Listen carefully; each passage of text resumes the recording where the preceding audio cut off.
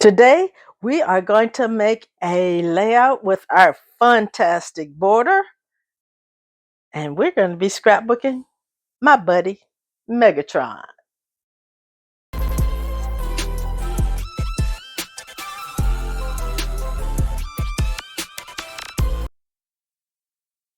We're going to make a fast and easy layout today, and I'm going to start off with this sheet of paper that came from Shades of Silver and Gold Designer Paper Pack. And this is one from 2022. For the background paper, I'm using this beautiful dark eggplant purple that came from the Purple Gradients Best Hits pack, and that was 2025. And one of my favorites, this is Platinum Shimmer, and it is currently available. So I'll start with talking about my photos. I have 5 photos here. But when I look at them closely, I see that these 2 photos really are the same picture. It's just that this one was expanded to the full 4x6 and parts of it have been cut off. And this one has the little white, but it has the full photo on it. And so what I'm going to do is I want this. And so I'm going to leave it just as it is. And I'm going to put this on the bottom, and I'm going to put this top one in a peekaboo pocket. So I'm going to have one spot for a 4x6 photo, and I'll probably put whatever journaling I want behind this photo when I put it in the peekaboo pocket. And coming over here, these 3 pictures of Megatron, these 2 are not full 4x6. They have the white at the top and the bottom, but I like them. These 2 are quite similar, but it's slightly different angles. This one is a full 4x6 with full view of Megatron. And so I'm going to do the same thing. I'm going to make this the top photo, and I'm going to make this one the bottom photo, and I'm going to put this one behind this one in a peekaboo pocket. So my layout is going to have 2 basically 4x6s on it, even though I will have a total of 5 photographs on this layout. The next thing I want to do is my platinum shimmer is going to be what I'm going to punch my gears from. So I'm going to set this aside for right now. For my purple, I have these like streaks on here, and I think I want them to be horizontal. I could make them vertical, but that to me looks like dripping. And that's not the look I want. So I think I want this to kind of go horizontal, and I like this. It's going to be the base. It's going to be the background of my layout. So my next thing is I'm going to be putting my 2 photos on the gray.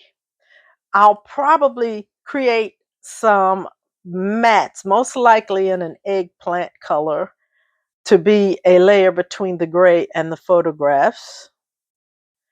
But I'm also going to have a hack. And why does that not surprise anybody? I'm going to have a couple of hacks. And so let's get ready. And I'm going to show you what I want to do with this gray paper. Now, I thought when I saw this that these hexagons just went perfectly with the theme of the Transformers here. And I thought that the gears go perfectly with the Transformers. And this is the Chevron frame. This was a frame punch that came in a secret box, and I really believe I'm going to like it. And there's a hack to this. So we're going to start with this gray paper. And it's the paper where I'm going to have my photos. I'll just work with these 2 right now. And I want to cut a frame image around these 2 photos. And then I want to cut it about here. So what I'm trying to accomplish is with this paper as the background, I want it to show around the gray and be a frame, but I also want the bottom half of it to kind of come up to here. And so the way I'm going to do that is I'm going to just cut this paper, and I'm going to cut it in a way that when this shows through, I'm going to get this zigzag, and I want the zigzag such that this center peak is pointing down towards me. Now, I'm not going to cut the purple paper because I also am going to want it to show through the top. So it's going to stay 12 by 12.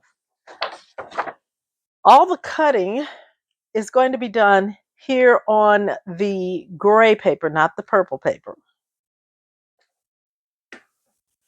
So now I have my paper oriented where I want it, and I'm going to want, it's going to become a very wide frame around here. And there's more hacks to come, so stick with me. I'm going to want this line to be about here. So now that I've eyeballed it, it's easy to kind of put a anchor point on my 13 by 13 inch mat. So what I'm going to do is I've played around with moving my template, and I've decided that if I put this outer edge right here of the template up from the bottom at 2 3/4, the one on this side will read down from the top at 9 1/4. That when I cut the paper, it's going to give me the size I want at the top with plenty of room to spare. So I'm going to take away the photos and get out my trusty red blade and cut. Okay, so now I'm ready to cut. I've put my template in position. Let me make sure my paper is straight. And I did use peel and place tape to hold it steady, and I'm using the red blade, and I'm going to cut. I always start down a little bit, go up, and then trim this to the edge. And that came away cleanly. So now we have our two pieces here. This is our top, and this is waist. So this goes in with my scrap papers, and you know I love my scrap papers. So now my pieces are going to go here and here. And I think this is a good time to go ahead and cut my mats. And I'm going to work with the mats for a while making this layout so that I don't have to keep reaching for my photos. So I've added these mats to help me throughout this layout, and they are 4 1/4 inches wide and 6 1/4 inches tall.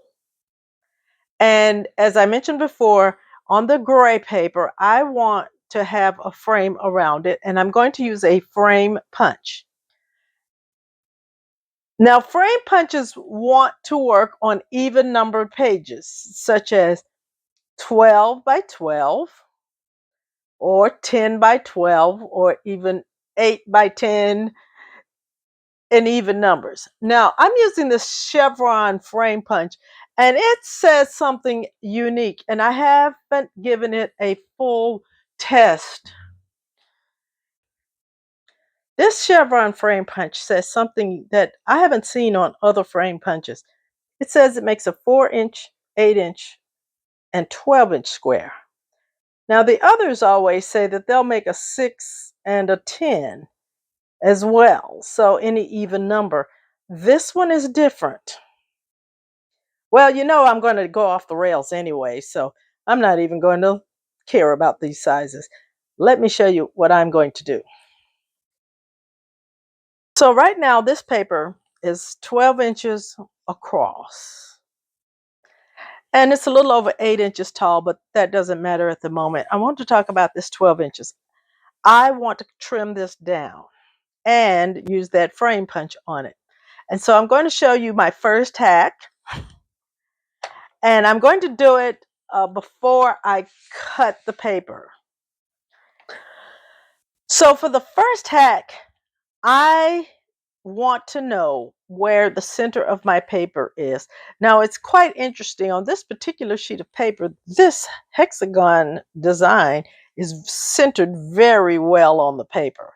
And I could use that, but I want to show you how to do it with any sheet of paper you may have. So I want to mark the center of this paper, which is super easy to do when it's 12 inches because I just put it at 6 inches. So I'm going to put this Post-it note on my paper, and I do want it to be pretty straight on the 6-inch line. I want to mark where 6 inches is on that paper, and I want that 6-inch line to come down. You could mark with a pencil if you chose. So now I know where the middle of this paper is. And so to keep these centered, I actually want the width of this gray paper to be 11 inches. So I'm going to cut a 1/2 inch off of both the left and the right side to narrow this down to be 11 inches. So I'm going to cut 1/2 of an inch off of the right side. And I'm going to cut 1/2 of an inch off of the left side.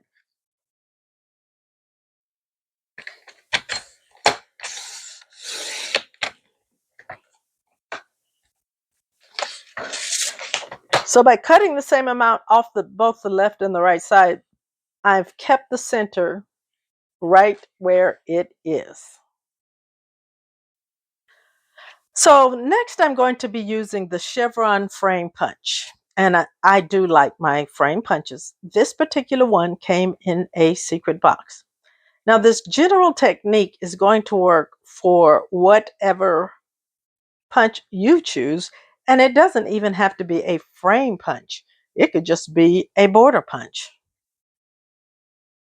I'm going to take my design here, and I want to find, looking here in the middle, the center of my, oh, this is so easy. Okay. I want to find the center of my design here. Now with this chevron punch, it is so easy to find that center. It's right along here. Okay. And so I could make a pencil mark about where that center is, except when I put my paper in, it's going to be missing. So I'm going to move that line up. Now I'm going to put that line at the top here, about right there. Let's see if that's, it's not, it needs to be over a little bit more. Guess what? It's pencil. I can erase it. Let's see if I get this right. So I want that there. The width of the tip of the pencil is what I'm working with. So there we go. And I'm going to measure it because this is an easy measurement. It should be 1 inch. Oh, it's right on it, right on the mark. From these two black lines is 2 inches wide. So I want my pencil mark at 1 inch from the two black lines. And so it's right in the middle. Perfect. This is the line I'm going to be lining things up with. So with my center line here, I want my middle to line up with that pencil line I just made to be in the middle. And I'm using my Post-it note to be my alignment marker.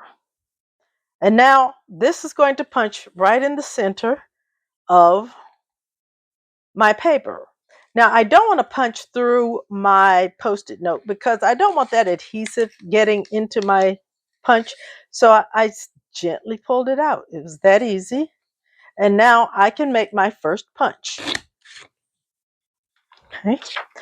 Now, I'm going to make one more punch on the left and one on the right of this. So I'm going to slide my paper first to the left, and I'm going to cover up the blue. And when I have the design covering the blue, I know my paper has been properly aligned, and I'm going to punch once. And now I'm going to do the same thing to the right of that first punch. And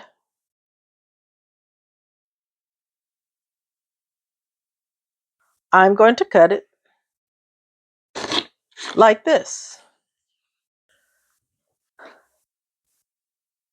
I'm going to punch once more along my first row. And so I'm going to punch to the right, and then I'm going to punch one more on the left.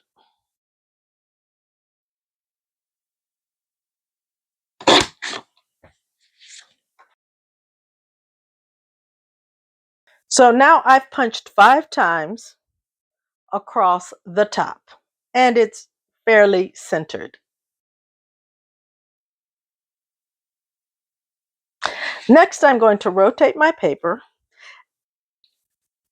I'm going to punch the left side of my paper, and I'm going to line it up with this silver line on the left.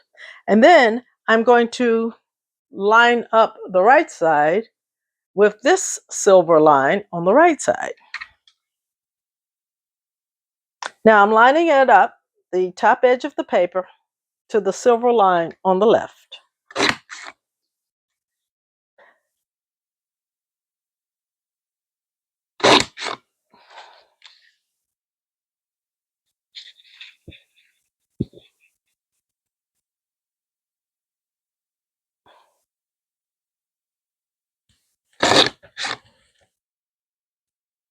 Now I could go for one more punch, but it will only punch about halfway.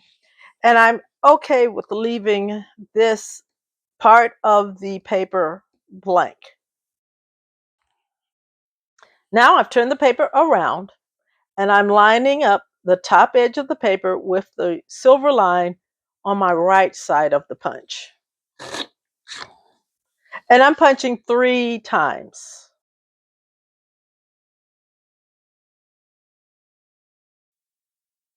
And this is the look that I was going for. We have the chevron frame on 3 sides. We still have a 1/2-inch frame around the top. And now we can put 2 4x6 photos right here. And that gives a wonderful look. And so I want to put something down here. That's where our gears border punch is coming in. So next, I'm going to punch 2 rows of platinum shimmer with the gear wheels punch. These are just standard punches. So I'm going to just punch 1 row of gears.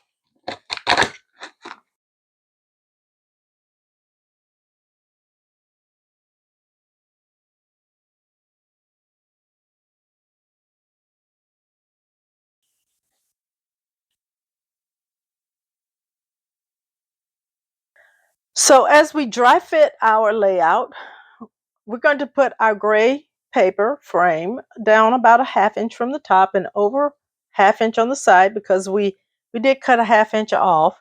And we were able to make this frame work beautifully with a piece of paper that was 11 inches wide, because we marked the center and we used the center of the punch as our starting place. And then we went to the sides the same number of times, in this case, 2 times. Then we used the gray line on the punch to start us on our vertical sides down, and we got 3 punches down. We could have put a 4th punch down it would have just gone off the edge. And I personally like this look better than having this partially cut off. And I really like how the gear wheel border punch works on this. You know, when I first saw that punch, I was reluctant to purchase it because it was associated with automobiles. I never thought about Autobots.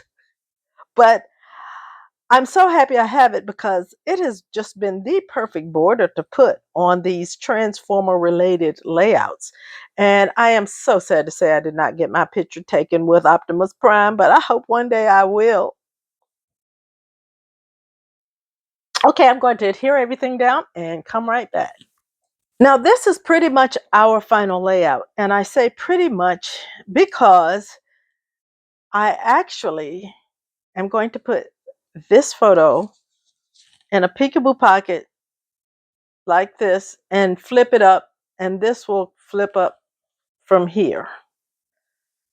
And then this photo is going to go in this peekaboo pocket and flip up from here. And so I don't feel like I need to add any more embellishments. I don't feel I need stickers or anything else on the page. I think the borders and the papers themselves give me more than enough decoration. And I just gave it a title. The title is Megatron. I'm going to put my journaling in the peekaboo pocket underneath this photo, so it'll flip up and be behind that photo. And I really like using that Chevron Frame Punch and our fantastic border, the Zig Zag shape, and the gear wheels border punch. And that just made a really pretty layout that I'm thrilled about. So I hope that you enjoyed watching this video and you'll give it a like and subscribe to the channel. And YouTube is going to recommend another video for you. I hope you will watch it. Have a fine, scrappy day.